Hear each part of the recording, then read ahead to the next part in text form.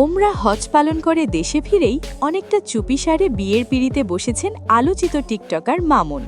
আর এই খবর প্রকাশ্যে আসতেই যেন রীতিমতো ভূমিকম্প শুরু হয়েছে তার প্রাক্তন প্রেমিকা লায়লার জীবনে।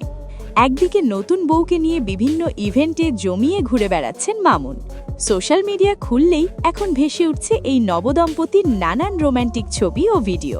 এমনকি মামুনের মাও নতুন পুত্রবধূকে পেয়ে ভীষণ উচ্ছ্বসিত। তিনি প্রকাশ্যে জানিয়েছেন ছেলের বউ ভীষণ লক্ষ্মী এবং খুব শিগগিরই তারা বড় করে বিবাহোত্তর সংবর্ধনার আয়োজন করতে যাচ্ছেন। কিন্তু মামুনের এই সুখের সংসার যেন কোনোভাবেই মেনে নিতে পারছেন না লায়লা। নেটিজেনদের ধারণা এতদিন হয়তো লায়লা বুক বেঁধেছিলেন মামুন আবারও তার কাছেই ফিরে আসবে, আর সেই অন্ধ ভালোবাসার টানেই নিজের ড্রয়িং রুমে সযত্নে সাজিয়ে রেখেছিলেন মামুনের বিশাল এক বাঁধানো ছবি।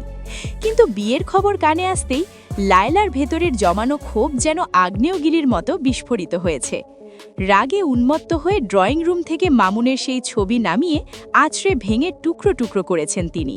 শুধু তাই নয়, আলমারিতে থাকা মামুনের ফেলে যাওয়া সব শখের জামাকাপড়ও ছুঁড়ে ফেলে দিচ্ছেন লায়লা।